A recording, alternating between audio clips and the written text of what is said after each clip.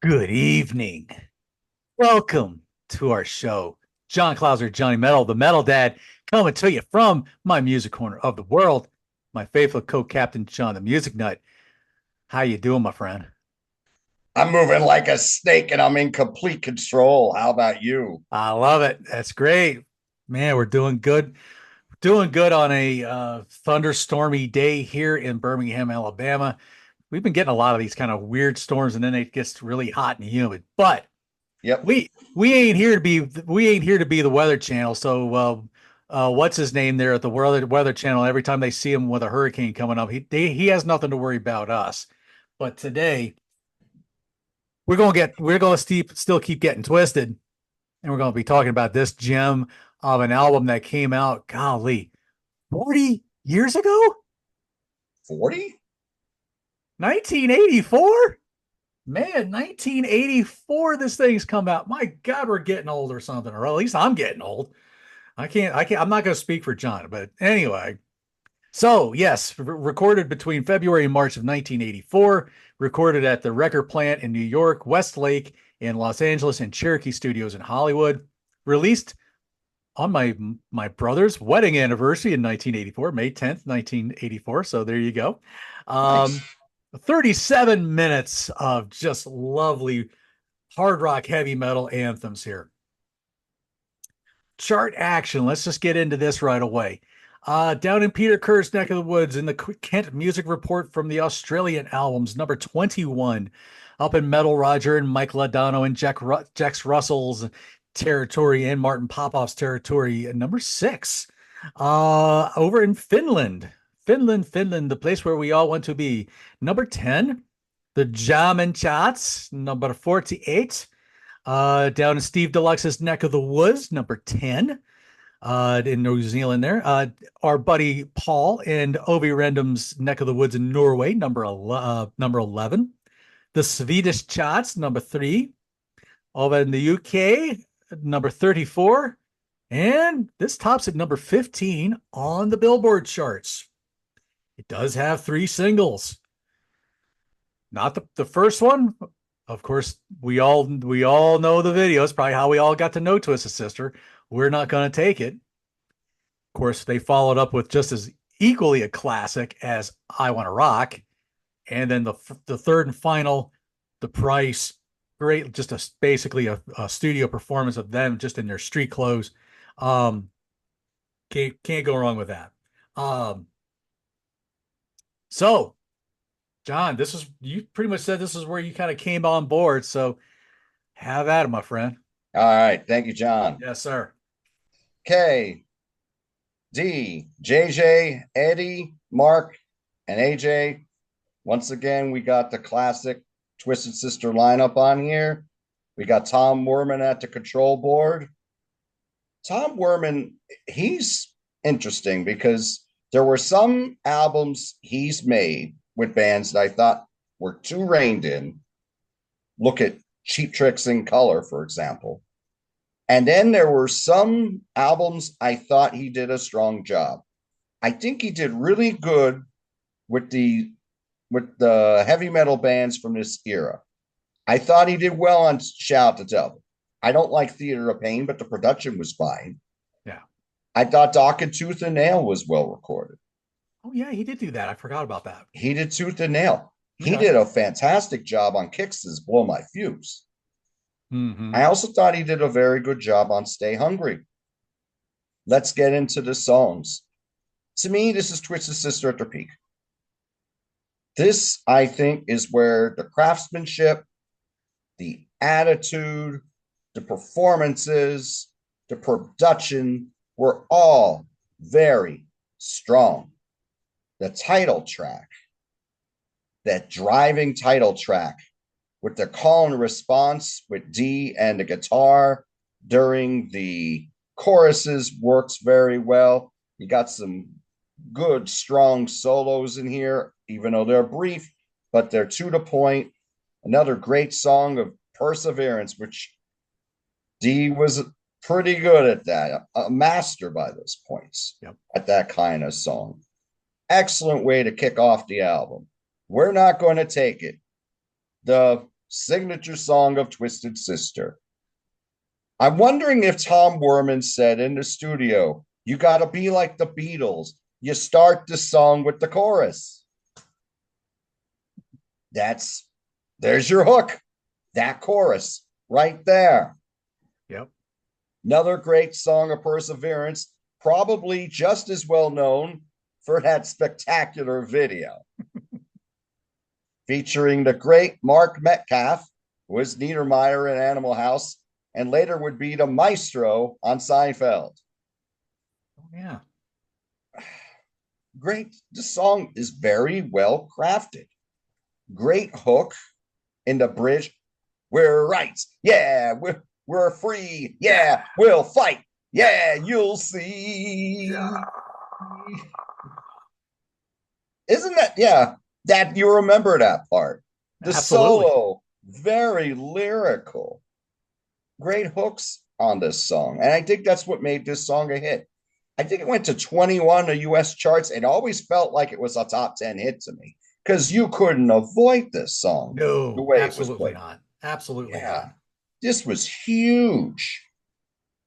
Whoa, whoa. Before we get into that, another memorable part of that song. So, this is their biggest hit, and it should be. It's a well written anthem. Yes. It still sounds great. I don't think the song is really dated because there's always been this universal thing of sticking it to the man. Do not hold us down because we're going to come right back, regardless of your situation in life. That's a universal feel. Yep. We're not going to take it, says it in spades. Yep. And you were correct, by the way. It did hit number 21. Actually, looks like it has actually gone gold for a single. Wow. That says something. I That's think very, it wasn't certified gold until about 2009, but it still went gold, and it's gotten some very high accolades. So and it's very, it says a lot about a heavy metal single, and it also says a lot about how this song is endured. mhm. Though, you know, people who are young enough to be our kids and grandkids, we mentioned Twisted Sister. Oh, they're that band that does We're Not Gonna Take It. Yeah. So there you go with that track. Most enduring song, and for good reasons. Burn in Hell, that opening, very doom-like.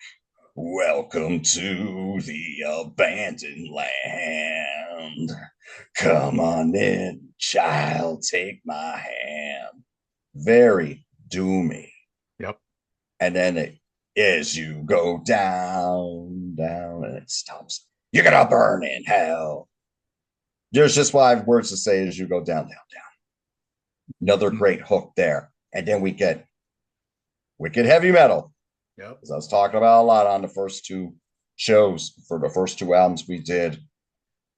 What a great performance by Dion here. This is probably his second best vocal performance on here.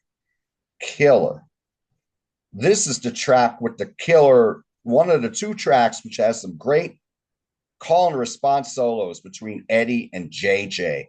They work very well together. Yeah, they did. That is a very strong highlight of this track. And then after those solos, it breaks down. Hear no evil, don't you see no evil, don't you play no evil down on me. If I may have messed something up there. You know, I was trying to look for like an egg shaker thing to. Yeah, yeah. So, and then it breaks right back into that chorus again. Yeah. Excellent track. Excellent song. Horrorteria, the beginning, to me has always felt like 2 songs since I bought this album. Captain Howdy, that real slow burn, that piercing guitar line where Eddie just holds that note there. It's like this slow, evil march. And D, again, going into another evil voice, which is killer. It has this very Alice Cooper feel, not as dark until after the solo. when he comes creeping in with the vocal again, and then we hear that piercing guitar line again. Killer. Street Justice is led by those simple chords.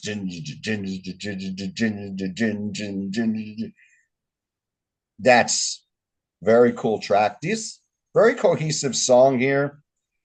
A song which I think could be autobiographical. If you read these lyrics, it is about a crime scene. And it goes very graphic into it.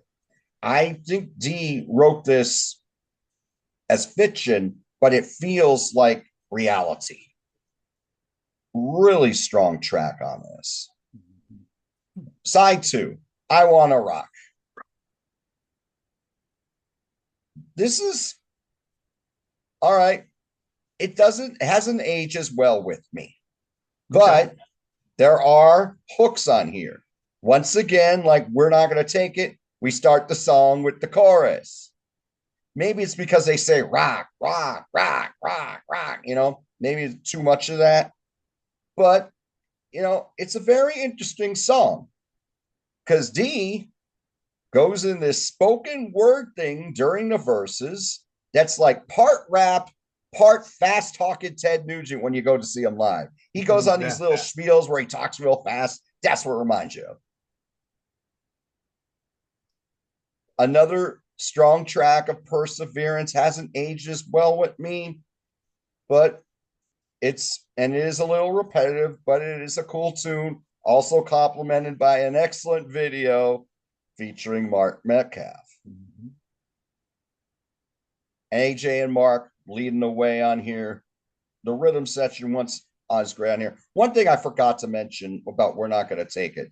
There is this wonderful counter bass line by Mark during those choruses, but you got to strain to hear it.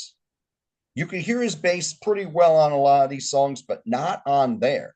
But the bass line on there, once again, Mark Mendoza, very underrated bass player, very creative line on that track.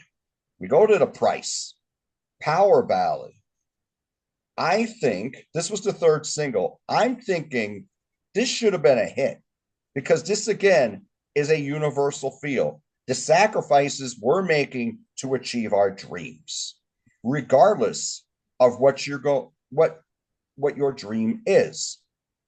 This song came from a conversation that Dee had with JJ. Was it JJ's wife? Maybe. If you know in the comments, please. If you know, please put in the comments. But in the end of the conversation, like he was talking about how he missed Suzette and Jesse because they were recording "You Can't Stop Rock and Roll" in England, and JJ's wife, who I think it was, said, "Well, that's the price you have to pay." So she gets on the phone with JJ, and Dee writes the melody right there. I believe it. Yeah. Probably right there. Yeah. I'm sure Dee talks about it somewhere in here. So right. But greatest vocal performance by Dee on this album. Yeah. He's got a fantastic voice. I think this should have been the second big hit off the album because I Wanna Rock was very popular, but it only charted to number 68 in the States. This didn't hit the top 100 in December 84. I'm wondering if Atlantic just stopped putting money into it at this point. Maybe they were working with other bands. Well, my only thinking it would be it's just a performance video. You don't have That's true too. You don't have the iconic video to go along with it like you did the other two songs. Excellent. And that's the only thing I could think of, but right. That's an excellent point. Yeah. But excellent song. Don't Let Me Down. I think this is the big deep cut on the album. This is the song. This song is led with the rhythm is carried by Dee's vocal and AJ's drums. You got great call and response solos again from Eddie and JJ. The chords tell the story on here. The space between the notes. Excellent song. The bridge is killer.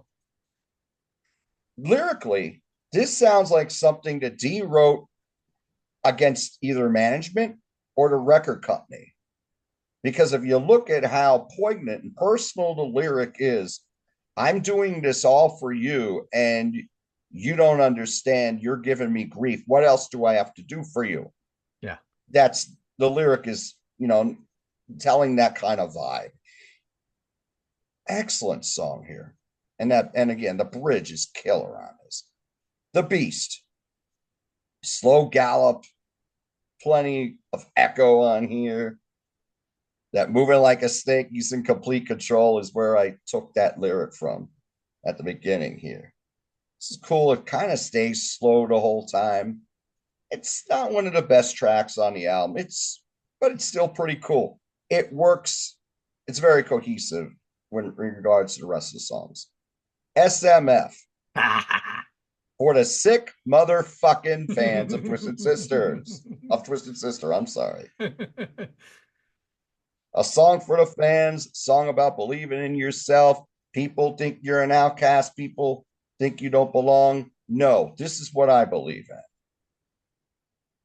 This is a really cool anthem. Pretty simple. They wrote it for the fans. It works very well. Works as a good album closer, I think. But there's a lot of great stuff on here. Title track, we're not going to take it. Fantastic. Burn in Hell. Horror Theory is very good. The Price, excellent. Don't Let Me Down. Great deep cuts. My opinion, their best album, 9.5 out of 10. Okay. All right. Wow. All right. 9.5. Oh, well, I think that's probably where I'm going to put mine. 9.5. So I'll just leave that at that. Um, I don't know if I could really add much to any of this because you stay hungry, like you were saying. There's so many songs here where D was just going into that anthem, believe in yourself, go against the grain, follow your dreams, don't let that fire die within you kind of thing. I don't think, that's those themes are all over this album. Yes. And that's all over D's writing for the most part. So you got this great opening, energized opener of the title track. You get that little, the little wah wah, or not the wah wah, but the little whammy bar. The great little thing to add in that song. I thought worked really well. Again, find yourself, be true. Great JJ solos. Simple, nothing fancy. Dedicated to Arnold Schwarzenegger of all things. After his 10th Mr. Olympia win. Is interesting. It actually says in the line right here in the lyrics here. It does say dedicated to Arnold Schwarzenegger. It does actually say that. So I was like, well, then I saw the story behind it. But yeah, very, very cool song, very great opener. Interesting that they didn't play it as much during their tours. I know you'll probably see that. You'll probably mention that a little bit later. Yes. Again, but a great opening song to get your attention and just get you charged up because, man, that's what this album does. It just every song just gets you that extra charge because then you follow it off with "We're Not Gonna Take It." You get that signature AJ boom, boom, down, boom, you get that drum sound with the cowbell. Um, you know, maybe AJ's drums weren't the best sounding all the time, but boy, you recognize them really quickly, and I think that's a strong thing. Um, and it's just and it's just iconic. It's made for the Twisted Sister sound. Yes. However he set his drums up, however he had them recorded. To me, I think that's just really it's iconic, and it was made for that. Um, First song I ever learned on guitar. I'll be truthful about that. When first lesson I took, he was like, well, what's a rock song that you think you would want to learn? And that was where he kind of showed me some picking exercises, and we're not going to take. It's a great one for dun dun dun dun, 1 and 2 and 3 and 4 and 1 and 2 and 3 and 4 and one and et cetera, et cetera, et cetera. Great song.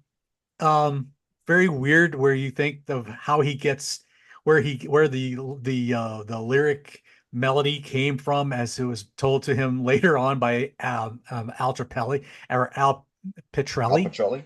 Yeah, yeah. That's "Oh Come All Ye Faithful." Oh, come all ye faithful. Oh, we're not gonna take it. So, I mean, hey, they did it on the Christmas album to the tune, so why not, right? Exactly. Anyway, but yeah, lyrical solo done here by Eddie with some harmonizing going on. Again, but the video that was what everybody remembers the most, especially if you watch the full length version before the setup to the video. A song used a lot in different I don't know, fights and battles kind of thing, whether you're battling, whether it's a political battle, whether it's a, who have you seen the version where it's like stripped down and it's just a D and a piano? And I think it was Chris Angel playing it. Oh And no, I haven't. oh, that's beautiful.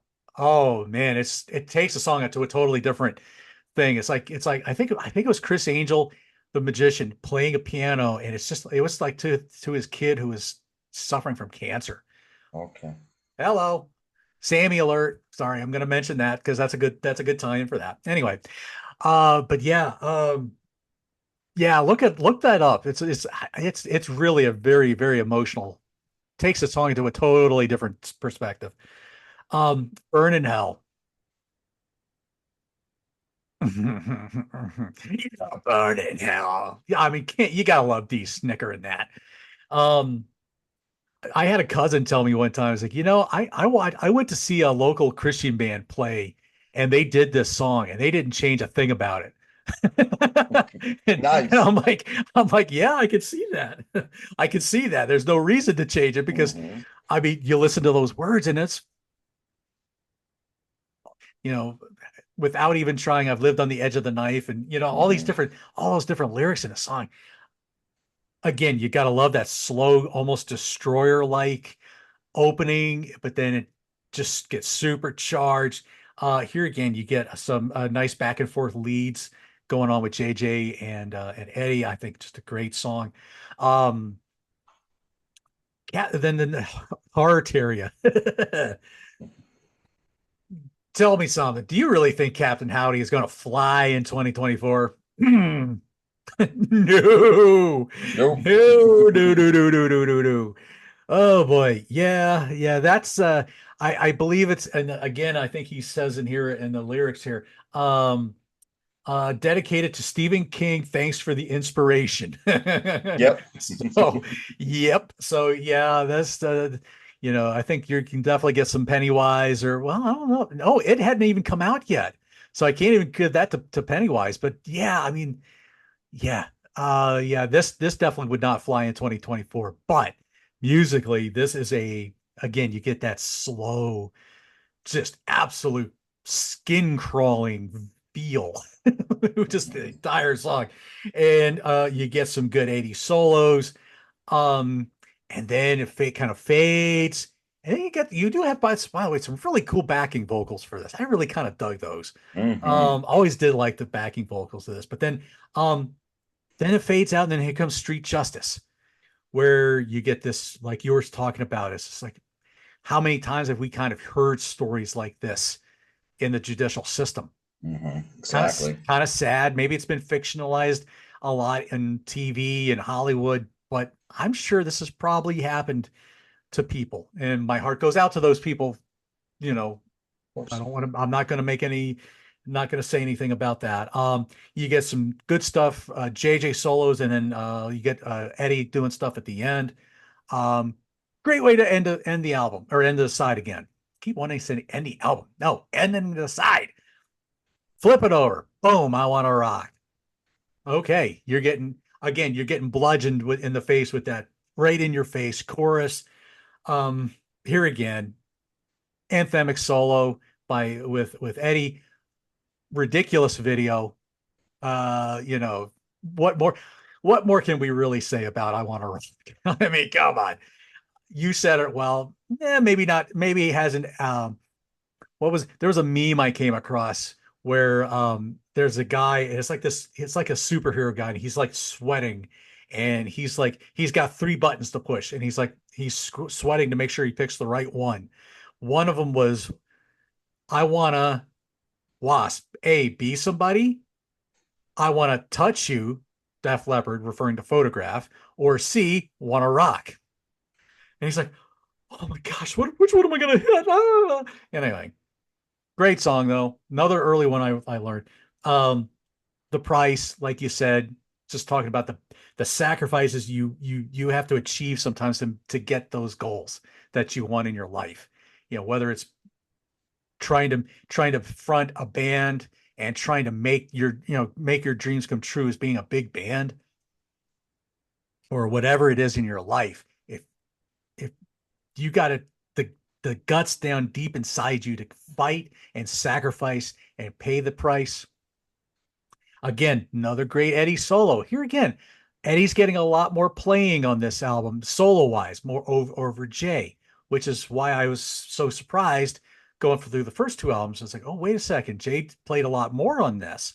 Why doesn't he play Yes. much on this one? Well, I'll get to that in a minute. Don't Let Me Down. Nice straight ahead rocker. Here again, you kind of see somebody that you want to be like, kind of that, or the dream. You get to kind of achieve that dream, but then you see that person that you want to be like, and they're, like you said, they're kind of snuffing you out and whatever. Yeah, it's a good twin solo work going on here. Um, Interestingly enough, Tom Werman wanted to make this the first single. And Hmm. D was like, absolutely not. I'm glad D won out on that, even D though I won love out the on that one. song. And he thanks Marty Callner for that, because he sent this letter, this telegram to the head people at Atlantic, and they were like, yeah, we're off to make the video for the first single. We're not going to take it. And then, well, that they Marty has everything to thank, has everything to credit for that one. So there you go. Still a good song. Very rarely played though. When I looked it up, they never played it on tour back in the heyday. They played it a couple dozen times later, but barely touched the song, but which is criminally underrated. I think it is a great deep cut. Um, the Beast, you get another good plotting rocker with some good Eddie solos. Here again, I'm kind of thinking you're in the lines of Sin After Sin and Destroyer and Burn in Hell as far as lyrical content here. Um, Kind of an I don't know if it just always seemed like an odd placement of the song. Like it didn't seem like a right type of song to put there right after um, Don't Let Me Down. I don't know why. I like the song. It just seemed like an odd sequencing. Do you end the album with that then? Well, no, I mean not to end with it. It just I don't know really where to put it. It Okay. just it just seemed, I don't know. It just something in the sequencing from Don't Let It End, or Don't Let Me Down rather, to SMF. Just I don't know. Maybe it's just me. Um, SMF, Say No More, just a great closing track. Again, you couldn't do a better song to your fans. I think it's a great song. Let me check. JJ solos on this one. Would turn into a great song for the crowd because of course, D gets the whole SMF chant going, which he says all the words as you already alluded to. So, but still, a fun track, great song, makes you want to turn that album back over and start it over again. So yeah, I give this a 9.5. Um, but yeah, Don't Let Me Down. That was what Tom Werman and Atlantic wanted to go with, I think, at first. And then I think, well, no, that's what Tom Werman wanted to do. Then I think Atlantic wanted to actually do Burn in Hell as the first single. Mm. Great songs, but Great songs, but boy, that was not a first single. No. no, no, that would have been album suicide. But Hmm. yeah, and I don't know if we'd be talking about Twisted Sister quite in the same way, but Right. an album that I really, no matter what, always holds just such a special place in my heart because of how I discovered it, how much I just dug into it, and like I said, how much D inspired me in writing my own lyrics. I already mentioned this in Under the Blade a little bit, but I mean, my God, I would find myself almost copying stuff that D was writing because of the, or at least the style, maybe not the actual lyrics, but just the style. But anyway, so there you go. Okay, we're not gonna dive into too much juicy details behind this album. We're gonna save that for another little aspect of the show that we're of this series that we're gonna start bringing in as we progress. So, but in the meantime, they probably did a little bit of touring for this album. 148 dates. Oh gosh. And I was supposed to see one of those thanks to Iron Maiden getting sick. That show got the boot, so I didn't get to see that show. And I never got to see Right. Twisted Sister in concert either. So Me neither. Yep. And 148 dates for an album was actually common at this time because this was back when bands would be on the road continuously for several months at a time. mhm.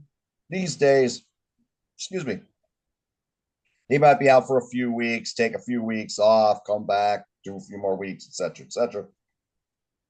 Back then, they were slugging it out. They were living on the road for months and months at a time. So we got 115 dates in the States, 13 in Canada, 5 in the UK, 3 in Australia, Germany, and Japan, respectively. And we got one each, and the Netherlands as well, and one each in Belgium, France, and New Zealand, respectively. First date, April 12th of 1984 at the Twilight Zone in New Haven, Connecticut. They played at the Living Room in Providence, Rhode Island. May 19, National Orange Show Event Center in San Bernardino, California. I believe this is the show where 25 years later, when they put out the deluxe version of this album, if you bought the album that day at your independent record store, you got the DVD of Live in San Bernardino. Ooh, And they only did it at the independent record stores, which we love and support. While a lot of bands were doing everything at Best Buy and Walmart, et cetera, et cetera. yeah. So they played at Mayfair Ballroom in Newcastle upon Tyne, England. Lita Ford's joining the tour at this time. They're playing at El Dorado in Paris, France. The Heavy Sound Festival in Belgium, also on the bill. I love to do these. Baron Rojo, Lita Ford, Merciful Fates, Fateful Breath, H Bomb, Metallica, and Motorhead. I think Motorhead was headlining this bad boy because Metallica was only on the second album. Yeah, Merciful Fate, I think, was only the second album at that point, too. yeah. So we got Mark Dahl in Hamburg, Germany, Hammersmith Odeon in London, England, which would later be released as Live at Hammersmith. Pier 84 in New York, New York, Allentown Fairgrounds, Allentown, Pennsylvania. At this point, they are touring with Lita Ford, who's pushing Dancing on the Edge, and Rat, who's pushing Out of the Cellar. There's a bill. Seem to remember that concert. Now that I don't know why I didn't get to go to it, but I do seem to remember that reading about that concert. I don't think the concert reviewer gave Rat very good marks. Very bad marks, if I remember correctly. I've seen Rat live. I saw Rat on Dancing Undercover. Yeah. They're not a good. They weren't a good live band, at least not then. I mean, I saw Poison open for them. It was in Allentown, Hmm. and Poison blew them off the stage. Oh yeah. Poison destroyed them live. Poison were, say what you want about Poison, they were actually a kick-ass live band. But yeah, Rat had a tough act to follow. I mean, they were pushing an album that still went platinum, but no, that was Poison's show. And it helped that it was near where Poison got their start before they moved out to LA. Oh, Because yeah. Poison were from Pennsylvania. Hmm. So we got National Hose Park in Buffalo, New York, American Convention Center in McAllen, Texas, Red Rocks Amphitheater in Morrison, Colorado, opening for Dio. Ooh. So some of these bigger places I'm going to talk about, they're opening for Dio, like the Kiel Auditorium in St. Louis, Missouri, Poplar Creek Music Center, Hoffman Estates, Illinois, Nassau Veterans Memorial Coliseum in Uniondale, New York, the Spectrum in Philadelphia, Pennsylvania, the Centrum at Worcester, Massachusetts, Music Hall in Omaha, Nebraska. They go to the West Coast. West Coast, they're playing with Y&T, who are pushing in Rock We Trust, and Lita Ford. And what I'm thinking is happening here, and on the West Coast, you got Y&T's headlining, because on the West Coast, Y&T were huge, especially California.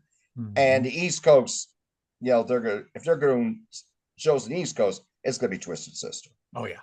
So we got Reading Convention Center, Reading, California, San Jose Civic Auditorium, San Jose, California, El Paso County Coliseum, El Paso, Texas, Lakeland Civic Center, Lakeland, Florida. By this point, Lita's off the bill, and now it's Y&T, Twisted Sister, and Docket pushing tooth and nail. Think about that. Y&T pushing in Rock We Trust, and now I think is their best, which is a contrarian opinion. Docket pushing tooth and nail, which I Which is think is their best. a great album. Exactly. Great album. That's a 9.5 easy too. And Twisted Sister pushing Stay Hungry. God, that had to be a killer show. Cumberland County Civic Center, Portland, Maine, Halifax Metro Center, Halifax, Nova Scotia. At this point, they joined the Iron Maiden tour, who are pushing Power Slave, World Slavery Tour. Sudbury Community Arena, Greater Sudbury, Ontario. Mecca Arena, Milwaukee, Wisconsin. Rosemont Horizon, Rosemont or Chicago, Illinois. Hartford Civic Center, Hartford, Connecticut. Capitol Center, Landover, Maryland. The Omnia, Atlanta, Georgia. Knoxville Civic Coliseum, Knoxville, Tennessee. Greenville Memorial Auditorium, Greenville, South Carolina. And they went to Japan. They played at NHK Hall.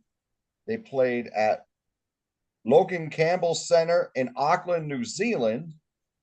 Horndern Pavilion, Sydney, Australia. Festival Hall, Melbourne, Australia.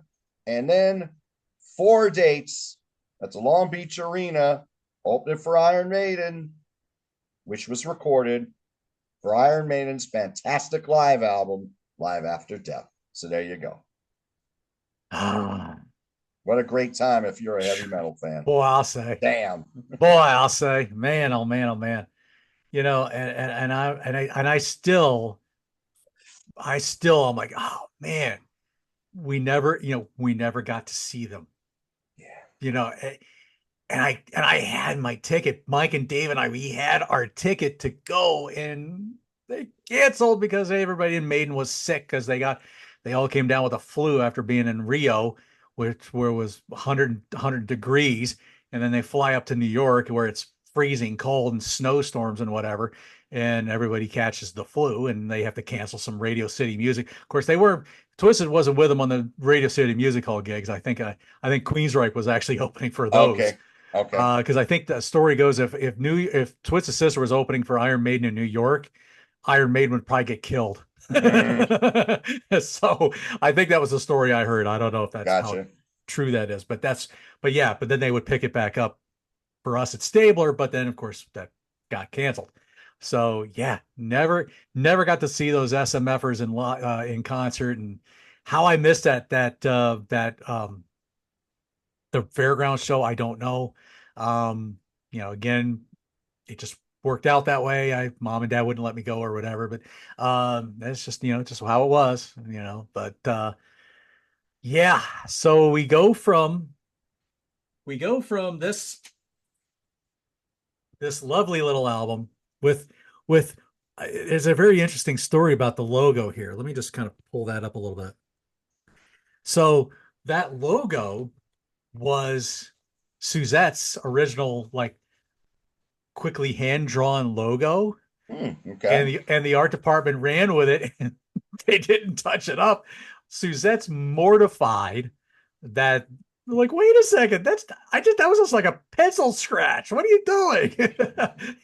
But well, these things happen. But they ran with the Bone logo and off they went. But then, yeah, there's cracks that are starting to show in the band. And it was kind of already starting in this album, but they would eventually regroup to come out with this lovely little thing, which we'll talk about next week. But let's see. Yeah, I got nothing. The only thing I got was, as far as anything I've been up to lately, y'all go back to Grab a Stack of Rock from this past July 19th, for Mike's birthday party. That was an absolute riot. uh, It was. that great montage video that Jex put together.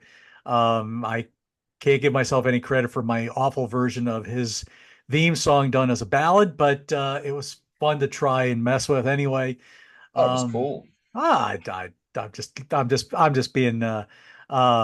just being whatever. But the right before that is just an absolute riot. If you need a good laugh, please check that part out around the 40-minute mark, and you'll have to pause the video because you'll be laughing your head off. But anyway, um, that's pretty much the main thing I got going on. I was on a Contrarians episode talking about Iron Maiden's X Factor album.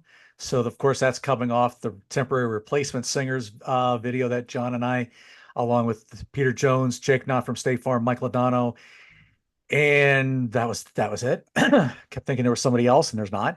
I'm losing my mind, people. Uh, John, of course, you can see him every once in a while coming up on Grant's Rock Warehouse, maybe a Rock Daydream Nation thing. You just did something with Peter, and he I did had, it over a month ago. He hasn't put it out yet. he hasn't put So, it out yet. Okay, because I know Peter's been out of the country. So yes. there you go. Well, there's a lot. There's always good stuff to check out with all the different channels. I try to put little mentions on in the dis in the dis in the dis description. Man, I can't talk today. But for us, hey, continue to keep liking, sharing, and subscribing and stuff like that. We love doing this kind of stuff. Even though albums like this is making us feel like we're ancient, or at least me feeling ancient. I can't. I ain't speaking for John, but man, it's good times, and we hope you're enjoying these shows. So, for my fellow co-captain, John the Music Nut, John Clauser, Johnny Metal, the Metal Dad, we're going to keep getting twisted as we come out to play next week. Rock forever. We'll see you soon. Take care.